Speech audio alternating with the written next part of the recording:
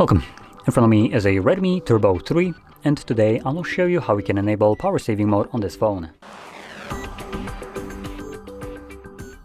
So to get started, swipe down from the top of the screen, which will bring up your toggles and notifications. Let me just quickly make sure. Okay, so you actually want to swipe down from the top right side, which brings down your toggles. Left side is the notifications.